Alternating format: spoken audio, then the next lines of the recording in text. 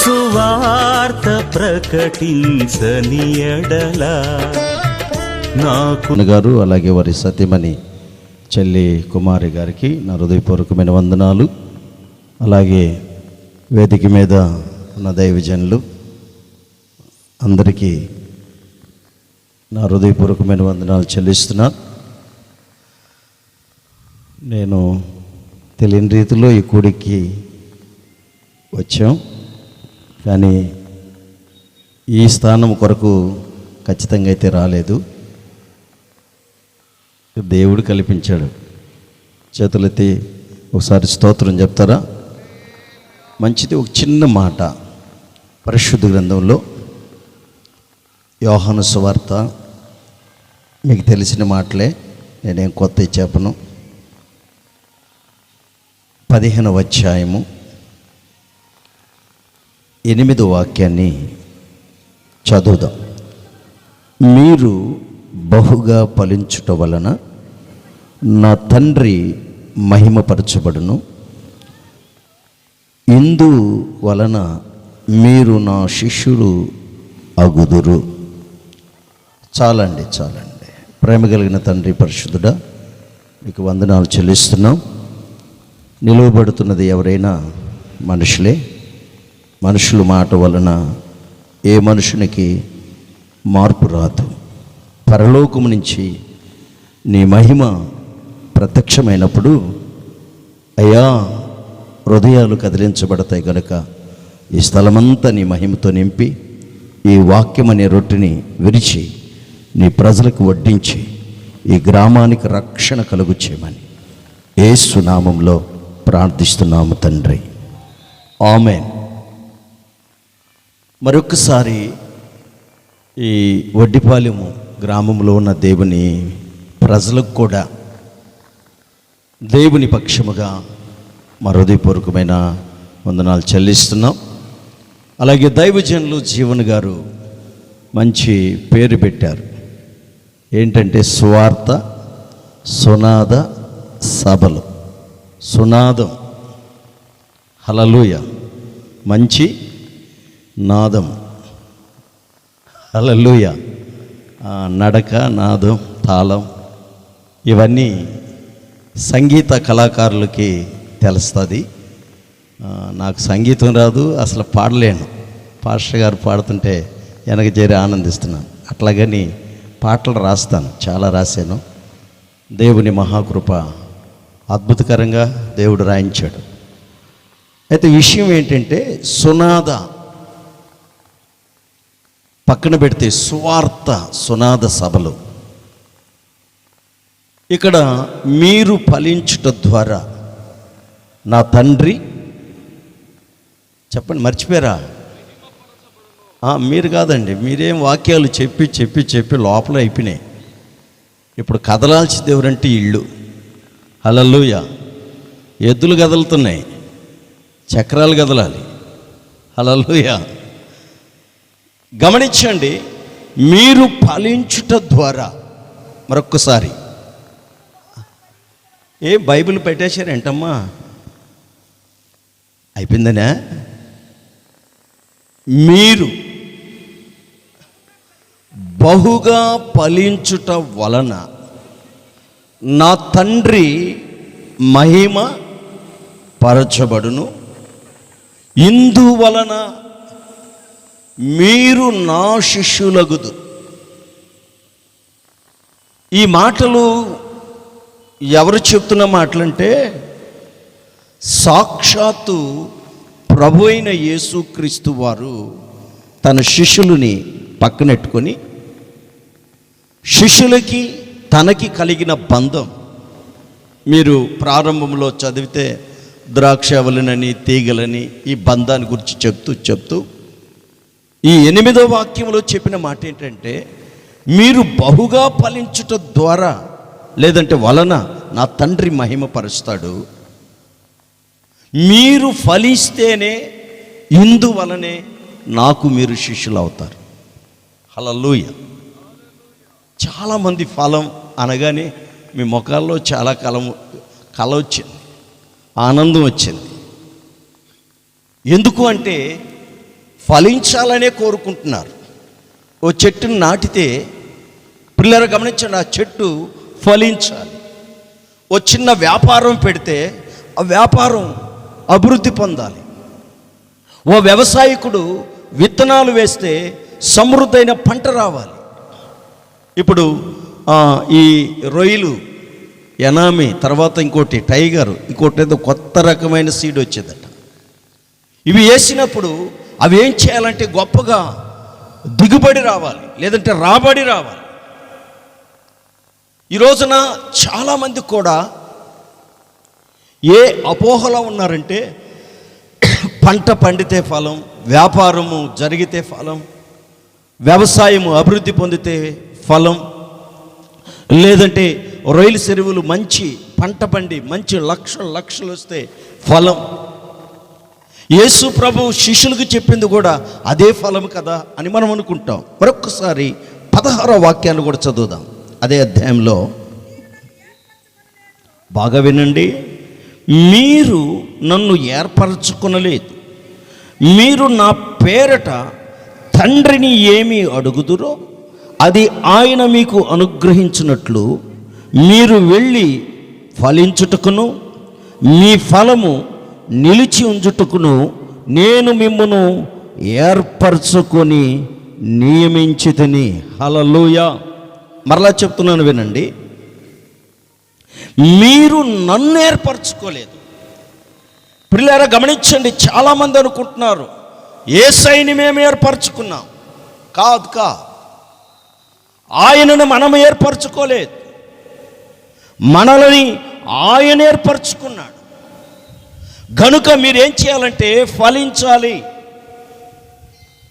మీరేం చేయాలంటే మీ ఫలము నిలిచి ఉండాలి.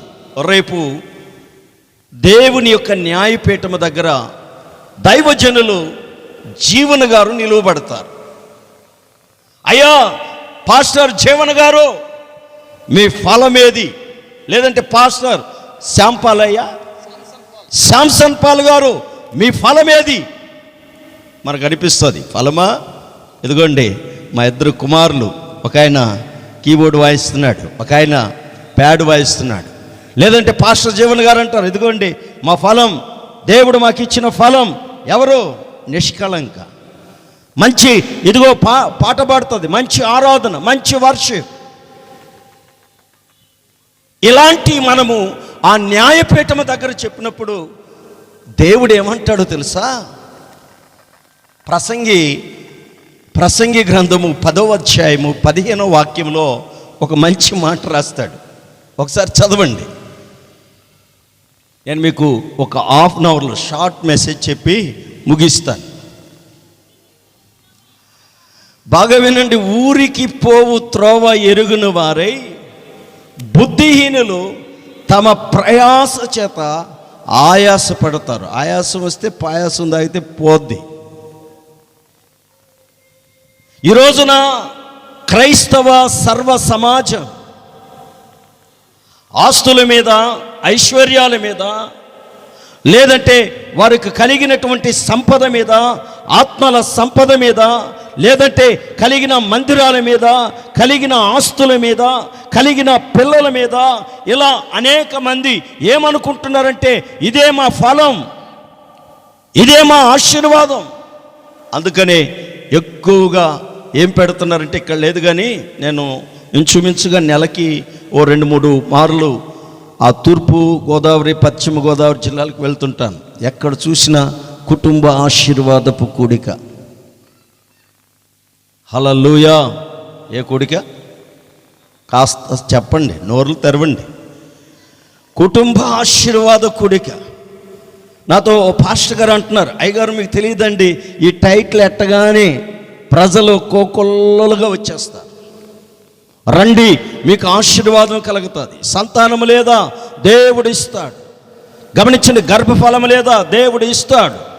ఇదిగో ఇంకా పిల్లలు గమనించండి, ఇంకా మీకు ఉద్యోగం లేదా? దేవుడు ఇస్తాడు. మీ చదువుల్లో పాస్ అవ్వాలా? దేవుడు ఇస్తాడు. ఇలా అనేక ఫలాలు చూపిస్తున్నారు. మీకు ఒక మంచి మాట ఈ యొక్క రాత్రి, ప్రియ దేవుని బిడ్డలారా, ఈ రాత్రికాల సమయమందు ఓ చిన్న మాట మీకు చెప్పి ముగిస్తాను. వద్దాం. ఒక వ్యక్తి ఫలించిన అనుభవాల్లో ఉన్నాడు.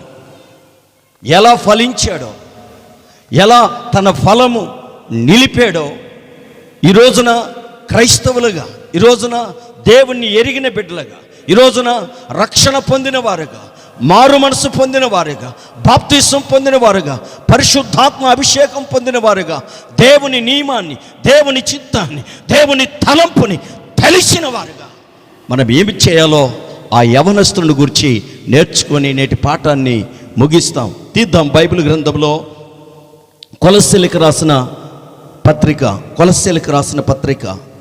1వ అధ్యాయం పిల్లరా 3వ వాక్యం నుంచి కొన్ని మాటలు, లేదంటే నేను చదువుతాను, మీరు వినండి. పరలోకమందు మీ కొరకు ఉంచబడిన నిరీక్షణను బట్టి క్రీస్తు యేసునందు మీకు కలిగి ఉన్న విశ్వాసమును గురించి, పరిశుద్ధులందరి మీద మీకున్న ప్రేమను గురించి మేము విని ఎల్లప్పుడూ మీ నిమిత్తము ప్రార్థన చేసు మన ప్రభువగు యేసుక్రీస్తు యొక్క తండ్రి అయిన దేవునికి కృతజ్ఞతాస్తుతులు చెల్లించుచున్నాం. మీ యొద్దకు వచ్చిన సువార్త సత్యమును గూర్చిన బోధ వలన ఆ నిరీక్షణ గూర్చి మీరు ఇంతకు ముందు వింటిరి.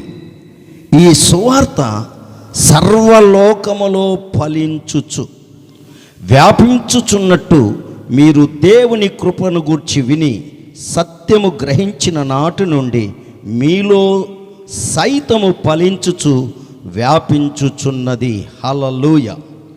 ఏమి ఫలించి వ్యాపింప చేయబడ్డది అంటే, ఈ కొలసి పట్టణంలో ఉన్న సంఘములో సత్యమును గూర్చిన సువార్త.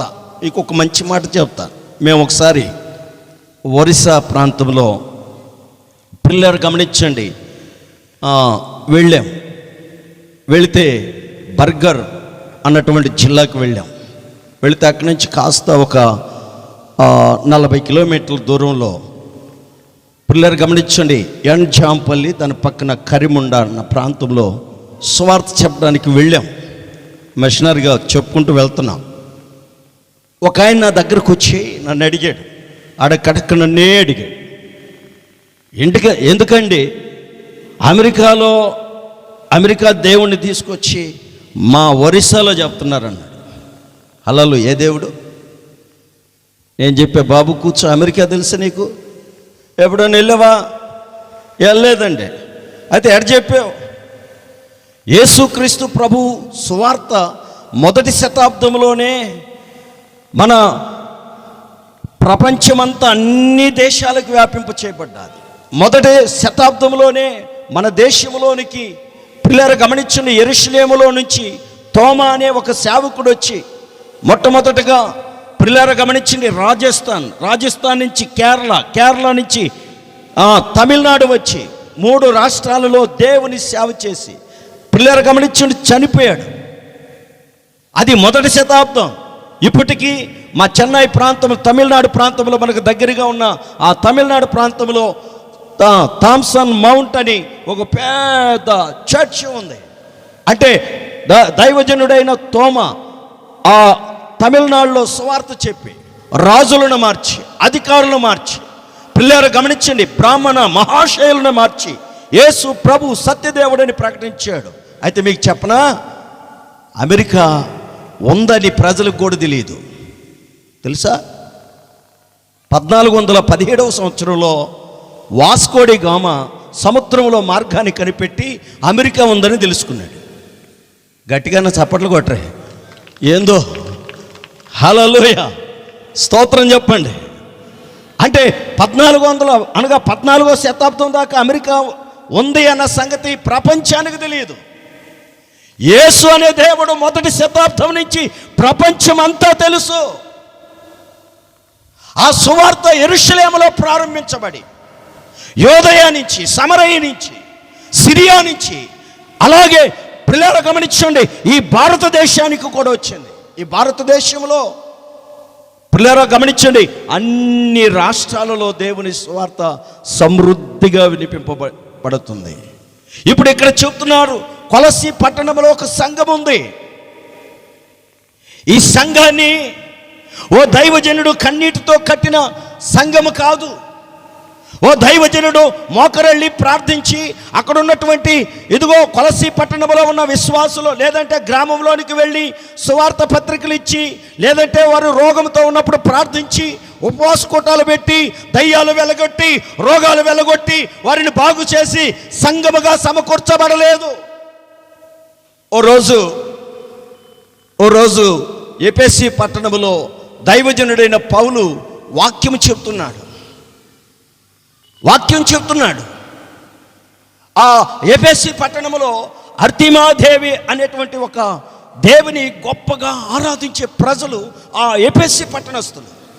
అక్కడ దైవజనుడు సువార్త చెప్తుంటే ఇక్కడి నుంచి అంత దూరంలో ఒక యవనస్తుడు విన్నాడు. ఆ యవనస్తుడి పేరేంటంటే ఎపఫ్రా. స్తోత్రం చెప్పండి. ఏం పేరండి చెప్పాలి? ఎపఫ్రా.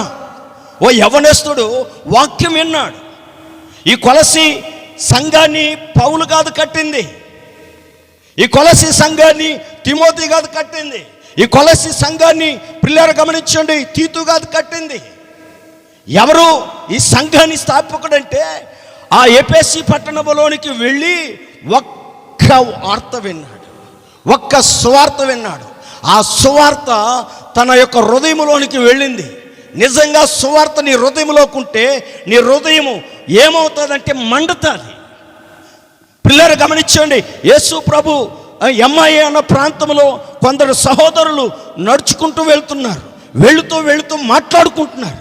ఏం మాట్లాడుతున్నారంటే, ఇదిగో యేసు ప్రభు అట రక్షకుడంట, మరణించాడట, తిరిగి లేచాడట, ఇదిగో మార్తాకి కనపడ్డాడట, గమనించండి మరియకు కనపడ్డాడట అని మాట్లాడుకుంటుంటే వారి మధ్యలో యేసు ప్రభు నడవడం ప్రారంభించాడు.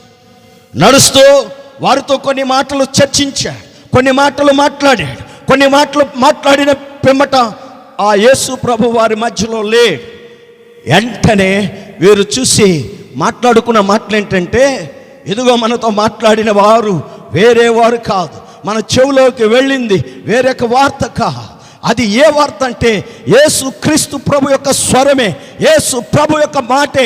ఆ మాట మనతో మాట్లాడుతున్నప్పుడు, ఆయన మనతో మాట్లాడుతున్నప్పుడు మన గుండెలు మండలేదా అన్నారు. హల్లెలూయా, హల్లెలూయా. ఈ రోజున చాలామంది ఈ కడవరి దినాలలో వినడానికి వేగిరి పడుతున్నారు. ఆటోలు పెట్టుకొని, లారీలు పెట్టుకొని, ట్రాక్టర్లు పెట్టుకొని మందలుగా వెళుతున్నారు, గుంపులుగా వెళ్తున్నారు. అయిపోయిన తర్వాత జరిగేది ఏంటంటే, మొదటి దినం పిల్లలు గమనించండి, గుంటూరు పాస్టర్ వచ్చాడు, ఈ యొక్క వడ్డిపాలెం సూపర్. హల్లెలూయా. ఇదిగో కర్నూలు పాస్టర్ వచ్చాడు, డబుల్ సూపర్. నెల్లూరు పాస్టర్ వచ్చాడు, లోకలే కదా, మామూలే కదా అన్నట్లుగా రేటింగ్ కట్టుకుంటున్నారు, అలాగా మాట్లాడుకుంటున్నారు. కానీ పిల్లలు గమనించండి, వినేది కాదు దేవుని వాక్యం. వినడానికైతే ఈ సభలు పెట్టాల్సిన అవసరం లేదు, ఈ సువార్త కూటాలు పెట్టాల్సిన అవసరం లేదు.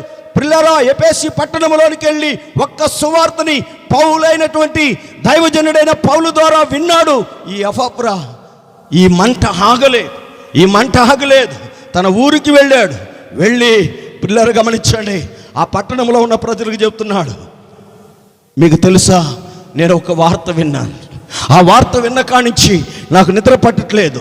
ఏంటి ఆ వార్త అంటే, అక్కడ ఉన్న వారికి చెప్తున్నాడు, యేసు క్రీస్తు ప్రభు మన పితరులు నానాటి నుంచి, మోషే కాలం నుంచి, ఇర్మియా కాలం నుంచి అనేక మంది ప్రవక్తలు ప్రవచించారే, ఆ యేసు క్రీస్తు ప్రభు వారు బెత్లెహేములో పుట్టాడు, ఆయన నజరేతులో పుట్టాడు. ఆయన పుట్టి ఈ లోకములోనికి వచ్చి 33.5 సంవత్సరం బ్రతికి దయ్యాలను వెళ్ళగొట్టి, రోగులను స్వస్థపరిచి, కుటుంబాలలో శాపముతో అంధకారముతో చీకటిలో ఉన్న వారిని బాగు చేసి, తరువాత ఆయనే చనిపోయి తిరిగి లేచాడు. ఆయన యేసు క్రీస్తు ప్రభుల వారు, ఆయనే నజరేయుడైన యేసు. ఆయనను నమ్మితే మనకు కూడా పరలోకం వస్తుందని చెప్పడం ప్రారంభించాడు. పిల్లలు గమనించండి, ఇలా చెప్తూ ఓ చిన్న సంఘాన్ని ఎక్కడ స్థాపించాడంటే కొలసి సంఘములో స్థాపించాడు. హల్లెలూయా, హల్లెలూయా. దేవుని బిడ్డలారా, చాలామంది అంటున్నారు, అయ్యా వాక్యం పాస్టర్ కదా చెప్పాలి, సువార్త పాస్టర్ గారు చెప్పాలి. ఇదిగో మీరు మా ఊరికి వచ్చి అప్పుడప్పుడు నెలకొకసారి ఇలా మూడు రోజులు సువార్త సునాద సభలు పెడితే మా ఊరు ప్రభు కాడికి వచ్చేస్తుంది, మా ఊరు మారిపోద్ది. హల్లెలూయా. గమనించండి పిల్లరా, అలా నెల పెడితే ఆ యొక్క బెట్టరగుంట్లో ఉన్నటువంటి చర్చి కూడా అమ్ముకొని వెళ్ళాలి. స్తోత్రం కలుగును గాక. అంతేనా కాదా? Praise the Lord. హల్లెలూయా. భలే ఎట్టేవండి కోటాలు, మంచి భోజనాలు ఎట్టామండి. అబ్బా మంచి కళ వచ్చిందండి, మంచి అబ్బా ఎంత గొప్పగా ఉందో జీవన పాస్టర్ గారు, అబ్బా మీరు చేసే సేవే సూపర్. హల్లెలూయా. కానీ ఈ దైవజనుడు పిల్లలు గమనించండి, ఈ ఎఫప్రా అనే యవనస్తుడు ఏం చేస్తున్నాడంటే కొలసీ పట్టణంలో ఉన్నటువంటి సంఘానికి సువార్త చెప్పి ఇక్కడ ఒక సంఘముగా ఏర్పరచబడితే గమనించండి, ఇప్పుడు అంతటితో ఆగలేదు. ఇలా కనులెత్తి చూశాడు. చూస్తే పిల్లలు గమనించండి, ప్రార్థన చేస్తే అలా నడుచుకుంటూ 18 కిలోమీటర్లు వచ్చాడు. హల్లెలూయా. మాకు పొగులు వచ్చేదానికి అదొక రకంగా ఉంది ఈ రూట్లో. దేవునికి మహిమ కలుగును గాక. ఈ ప్రాంతానికి వారం వస్తున్నారయ్యా. దేవునికి మహిమ కలుగును గాక. మాకు పగలు వచ్చేదానికి అర్థం కాలేదు. Praise the lord. చేతులది చెప్దాం. అప్పుడెప్పుడో ఒక 7-8 సంవత్సరాల క్రితం ఇటు ఎవరది అన్నగారి పల్లెలోకి వచ్చి ఒక 2 రోజులు స్వార్థలు చేసాము. అటు కావల నుంచి వచ్చాం. ఈ రూట్ తెలియదు. వినండి ఎందుకు చెప్తున్నానంటే, అలా నడుచుకుంటూ వెళ్తే 11 మైళ్ళు అనగా 18 కిలోమీటర్ల దూరం వెళ్ళే తలకే అక్కడ ఒక ప్రాంతం ఉందండి. ఆ ప్రాంతం పేరు లవదోకియా. ఏ ప్రాంతం చెప్పండి? లవదోకియా. పిల్లరా గమనించండి, ఈ యొక్క ఎఫప్రాకి పాస్టర్ లేడు, నాయకుడు లేడు, నడిపించేవాడు లేడు, బోధించేవాడు లేడు, చైన్ ప్రార్థన చేసేవాడు లేడు, లేదంటే ఆకలేస్తే అన్నం పెట్టేవాడు లేడు, భూమి పెట్టేవాడు లేడు. కానీ తనలో ఏమంటుందంటే సువార్త ప్రకటించాలని ఇంచుమించుగా 18 కిలోమీటర్లు నడిచిపోయాడు. వెళితే అక్కడ ఏ ప్రాంతం ఉంది? ప్రకటన గ్రంథంలో ఉంటుంది కదండి, లవదోకియ సంఘం. ఆ సంఘాన్ని స్థాపించింది ఎవరంటే పిల్లలు గమనించండి, ఎఫప్రా. స్తోత్రం అన్నా చెప్పండి. హల్లెలూయా. అక్కడ సువార్తని చెప్పి, అక్కడ దేవుని వాక్యాన్ని ప్రకటించి, అక్కడ దేవుని మాటలు చెప్పి, ఇదిగో యేసు దేవుడని, ఆయన రక్షకుడని, మరణం నుంచి తిరిగి లేచిన దేవుడని. హల్లెలూయా. నిజం, ఆయన మరణం నుంచి తిరిగి లేచిన దేవుడు అని నమ్మాలి. ఎందుకు చెప్తున్నానంటే, నేను చిన్ననాటి నుంచి నాకు ఒక కోరిక ఉండేది. ఏంటి ఆ కోరిక అంటే, చిన్నప్పుడు బాగా చదివి ఐఏఎస్ ఆఫీసర్ కావాలనుకున్నాను. చాలా పేద స్థితిలో చదువుకున్నాను. అయినా ఆ చదువులో కూడా 7వ తరగతి వెడవలూరు మండలం అన్నటువంటి సగుచర్లో నేను 7th క్లాస్ చదివాను. పిల్లలు గమనించిన 1990లో మండలం ఫస్ట్ వచ్చాను. అలాగే వెడవలూరులో నా 10th క్లాస్ చదివాను. హాస్టల్లో చదివాను. 478 మార్కులు వచ్చాయి. ఇక నా జీవితంలో మీకు ఎందుకు చెప్తున్నానంటే, అలా చదివి గొప్ప చదువుల్లో మంచి వెళ్ళాలి అనుకున్నా. అయితే నేను ఇంటర్మీడియట్ చదువుతున్న దినాల్లో నేను సెలవుల్లోకి మా ఇంటికి వచ్చున్నాను. ఇంటికి వస్తే మాది ఇక్కడే నెల్లూరు జిల్లాలోనే. పిల్లలు గమనించండి, ఎడలూరు మండలం చౌకచర్ల అన్న ప్రాంతంలో నేను ఉదయాన్నే ఇంటికి వచ్చి మా ఇంట్లో నుంచి ఆ బావి నీళ్ళు తేవాలని నీళ్ళకి వెళ్తూ ఉంటే, నీళ్ళు తీసుకొని ఇంటికి వస్తూ ఉంటే మా అమ్మ నాకు ఎదురొచ్చింది. వినండి చెప్తాను. ఎదురొస్తూ ఉంటే ఏంది మా అమ్మ ఎదురు వస్తుంది అని చూస్తే మా అమ్మ చేతిలో ఒక గొడ్డలు ఉంది. ఏముంది? ఒక గొడ్డలు ఉంది. నీళ్ళు తీసుకొస్తున్నా మా అమ్మ గొడ్డలు తీసుకొస్తుంది ఏంటి అని నేను ఆగి, ఏంటమ్మా గొడ్డలు అంటే, మీ అన్నని కొట్టి నరికేస్తున్నారంట, ఈ గొడ్డలు తీసుకెళ్ళి మీ అన్నని ఎవరు కొట్టారు? నరికారు, వాళ్ళు నరికేసిరప్ప అన్నది. ఇంటర్మీడియట్ నా జీవితాన్ని గురించి చెప్తున్నాను మీకు. యేసు ప్రభు ఎలాంటి దేవుడో చెప్తున్నాను, ఎలాంటి శక్తిమంతుడో చెప్తున్నాను. పిల్లలు గమనించండి, ఆ రోజు ఆ గొడ్డలు తీసుకొని వెళ్ళడమే తరువాయి నా చదువులు ఎట్టేలే తెలియదు. ఊర్లో అందరూ నన్ను గొప్ప రౌడీగా చూసేవాళ్ళు. జైలుకి వెళ్ళాను, జిల్లా జైలుకి వెళ్ళాను. పిల్లలు గమనించండి, ఎన్నో దాదాపు చాలా కేసులు. ఇక ఎంత దూరం వెళ్ళిపోయిందంటే నెల్లూరు నర్తకి సెంటర్లో ఇప్పుడు కూడా నా పేరు అడిగితే చెప్తారు. ఏంటంటే నా పేరంటే నాగార్జున ఫ్యాన్స్ రాజు అని పిలిచేవారు నన్ను. నెల్లూరు నర్తకి సెంటర్, ఇక్కడ ఆరంభించబడిన ఈ రౌడీజం, ఇక్కడ ఆరంభించబడిన ఈ తగాదాలు, ఈ కొట్లాట్లు గమనించండి ఎక్కడ వరకు వెళ్ళిపోయిందంటే నెల్లూరు మెయిన్ సెంటర్ వరకు వెళ్ళిపోయింది. అలాంటి నా జీవితంలో, అలాంటి నా బ్రతుకులో నేను అనుకున్నాను, ఇక చదువులు పోయిన తర్వాత పిల్లరా నాకు ఒకే ఒక ఆలోచన ఏంటి అంటే, ఏ విధమ చేతనైనను ఒక నియోజకవర్గానికి ఎమ్మెల్యే అవ్వాలి, అందుకని డబ్బులు సంపాదించాలని చెప్పి నానా రకాలైన వ్యాపారాలు చేశాను.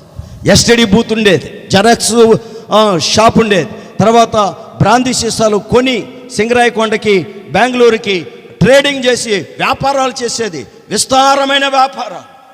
ఇక బెట్టింగ్లు ఆడేవాడిని, పేకాట ఆడేవాడిని, ఇక రకరకాలైన సంపాదనలో మునిగి తేలుతున్నప్పుడు ఆశ్చర్య రీతిలో ప్రియులారా గమనించండి, 2001 సంవత్సరం డిసెంబర్ 17వ తారీఖున నాకు తెలియకుండానే నేను దేవుని మందిరానికి వెళ్ళాను. హల్లెలూయా. పుట్టుకతో మేము క్రైస్తవులు కాదు. మా అమ్మ పేరు పోలమ్మ, మా పెద్దక్క పేరు లక్ష్మీకాంతమ్మ, రెండో అక్క పేరు సీతారాములు, మూడో అక్క పేరు వెంకమ్మ. ఆశ్చర్యమైన సంగతి ఏంటంటే చిన్నప్పుడే మా నాన్న చనిపోయిన తర్వాత మా అమ్మ నాన్న నాకు సోలమన్ రాజు అని చిన్నప్పుడే ఈ పేరు పెట్టేశాడు. హల్లెలూయా, హల్లెలూయా. విషయం ఏంటంటే నా స్నేహితులతో కానీ ఎక్కడ చదువుకునే వారితో కానీ ఆ ముందు పేరు చెప్పుకునేదానికి నాకు ఇష్టం ఉండేది కాదు. ఎందుకనంటే సోలమన్ అనగానే ఎవడో క్రైస్తవులాగా చూస్తారు. ఆ పేరు ఎందుకు పెట్టాడు మా తాతయ్య అని మా తాతని పలుమార్లు పగబట్టి చూసేవాడిని. పిల్లలు అతి చిన్న వయసులోనే ఇదిగో భయంకరమైనటువంటి మోసాలు, భయంకరమైన పాపాలు, భయంకరమైన స్థితిలో ఉన్న నన్ను వెళ్ళిన తర్వాత యేసు ప్రభు దర్శించాడు. నా పాపాలని యేసు ప్రభు దగ్గర ఒప్పుకున్నాను. యేసు ప్రభు దగ్గర ఆయనే జీవము కలిగిన దేవుడని నమ్మాను. ఎందుకనంటే పిల్లలు గమనించిన చిన్నప్పటాంచి మా కుటుంబము చాలా విగ్రహారాధనలో దిష్ట. మా అమ్మలోనికి మా ఊరు గ్రామ దేవత మా అమ్మలోనికి వస్తే ఆ చుట్టుపక్కల ఉన్న ఊరోళ్ళంతా వచ్చి సర్దిపోసి, అమ్మా పోలేరమ్మా, మా ఇంట్లో ఎద్దులు తప్పినాయి, మా ఇంట్లో గేదెలు తప్పినాయి. హల్లెలూయా. రక్షించారు, దేవునికి మహిమ కలుగును గాక. అలాగా మా అమ్మ కూడా అలాంటి భక్తిలో నుంచి దేవుడు విడిపించాడు. జీవము కలిగిన తండ్రిని యేసు ప్రభుని తెలుసుకున్నాం. హల్లెలూయా. ఎందుకు చెప్తున్నానంటే దేవుని బిడ్డలారా, యేసు ప్రభు ఒక మతానికో, యేసు ప్రభు ఒక వర్గానికో, యేసు ప్రభు లేదంటే ఒక జాతికో పరిమితమైన దేవుడు కాదు. ఆయన్ని రుచి చూడగలిగితే, ఆయన దయాళుడని రుచి చూడగలిగితే ప్రియులారా ఆ శక్తి మన జీవితాలని మనకు నడిపిస్తుంది. ఈ ఎఫ్రా కూడా ఫలించిన అనుభవాల్లో ఉన్నాడు. ఏ ఫలము పొందాడంటే సువార్త ఫలం. గమనించండి, ఈ యొక్క లవదోకియ సంఘాన్ని కట్టడమే కాక ఆ లవదోకియ పట్టణానికి మరొక ప్రాంతం హియోరాపోలి అన్నటువంటి ఒక గ్రామం ఉంటే ఆ ప్రాంతానికి కూడా వెళ్ళాడు. ఆ ప్రాంతానికి కూడా వెళ్ళి ఏం చేస్తున్నాడంటే యేసు ప్రభు యొక్క సుచరిత్రని, యేసు ప్రభు యొక్క త్యాగాన్ని, యేసు ప్రభు యొక్క ప్రేమని, యేసు ప్రభు ఈ లోకం కొరకు ఏం చేశాడో, ఈ ప్రజల కొరకు ఏం చేశాడో, యేసు ప్రభు ఏం చేయగలడో అవన్నీ వారికి బోధించారు. నేను ఎందుకు ఈ మాటలు చెప్తున్నానంటే చాలామంది కడవరి దినాల్లో దేవుని వాక్యం వినడానికే పరిమితమైపోయారు. యేసు ప్రభు స్వస్థపరుస్తాడని స్వస్థతలు పొందడానికి పరిమితమయ్యారు. యేసు ప్రభు ఆశీర్వదిస్తాడని యేసు ప్రభు దగ్గర ఆశీర్వాదాలు పొందడానికే పరిమితమైపోయారు. యేసు ప్రభు గమనించండి ఆస్తిస్తాడని, చదువుల్లో గొప్పతనం ఇస్తాడని, లేదంటే ఉద్యోగం ఇస్తాడని, వ్యాపారాన్ని ఫలభరితముగా మారుస్తాడని వాటికే పరిమితమైపోయారు. కానీ ప్రియులారా, ప్రతి వ్యక్తి ఏ ఫలాన్ని అనుభవించాలంటే సువార్త ఫలం. నువ్వు వినడమే కాదు, ఈ రోజున చాలామంది వినటగా మాత్రమే వేగిరి పడుతున్నారు. విన్న వాక్యాన్ని ఇతరులకి చెప్పినప్పుడు మీరు ఫలించినట్లు. ఎఫ్రా కూడా ఒక్క వాక్యాన్నే విన్నాడు, ఒక్క ప్రాంతంలోనే విన్నాడు. ఆయన వెళ్ళి కొలస్సీ సంఘాన్ని కట్టాడు. గమనించండి, అక్కడ సువార్తని ప్రకటించాడు. అదే విషయాన్ని పౌలు, పిల్లలు గమనించండి, ఆ కొలస్సీ సంఘానికి లేఖ రాస్తూ చెప్తున్న మాటలు ఏంటంటే మీరు ఫలించారని. మరొక్కసారి ఆ మాట 6వ వాక్యాన్ని చదువుదాం. ఈ సువార్త సర్వలోకములో ఫలించుచు వ్యాపించుచున్నట్లుగా దేవుని కృపను గూర్చి విని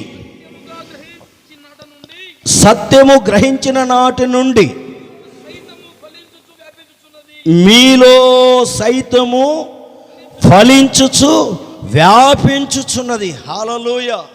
ఈ కొలస్సీ సంఘములో ఏమి వ్యాపించుచున్నది, ఏమి ఫలించుచున్నదంటే సువార్త. హల్లెలూయా. సువార్త అంటే ఏంటి? పిల్లలు గమనించండి, మంచి వార్త. ఎవరిని గురించి ఈ వార్త అంటే యేసు ప్రభువును గురించి.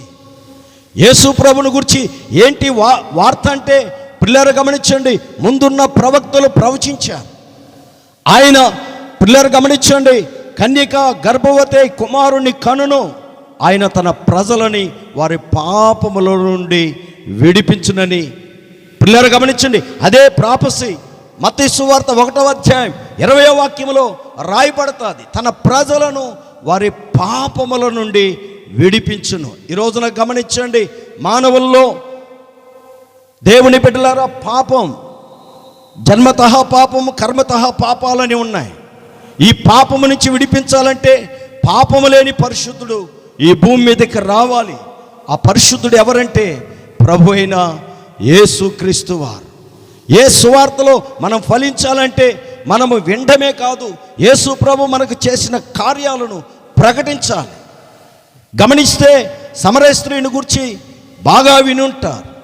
ఆమె యాకోబు బావి దగ్గరికి సుకారణ ప్రాంతంలోనికి వెళ్ళినప్పుడు యేసు ప్రభు ఆవిడతో మాట్లాడుతున్న మాటలను విని అవన్నది ఏమన్నదో తెలుసా? పిల్లలు గమనించండి, నీవు ఈ బావి దొవ్వించినటువంటి యాకోబు కంటే గొప్పవాడా? అయితే యేసు ప్రభు అన్నాడు, నేను గొప్పవాడిని. అయితే నిన్ను నీళ్ళు అడుగుతున్న వ్యక్తి ఎవరో తెలిస్తే ఆయన్నే నీవు నీళ్ళు అడుగుతావని. పిల్లలు గమనించండి, యేసు ప్రభు ఆ సమరయ స్త్రీతో చెప్పినప్పుడు ఆవిడన్నది, అట్టయితే ఆ నీళ్లు నాకు పోయి. యేసయ్య అన్నాడు, నేను నీళ్లు పోస్తాను, కానీ ఎలా పోస్తానంటే ఒంటరిగా పోయినావు, నీ పెనిమిటిని తీసుకొస్తే నీరు పోస్తాను. కాబట్టి ఆవిడన్నది, నాకు పెనిమిటి లేడు. ముందు నీకు ఒక 5గురు పెనిమిట్లుండ్రి, వారును నీ భర్తలు కారు. వెంబటే ఆమె కొండని కిందేసి పగలగొట్టి పరిగెత్తా ఉంది. యేసుప్రభు అన్నాడు, ఎక్కడికమ్మా? అయ్యా, మా ప్రవక్తలు ప్రవచించారు,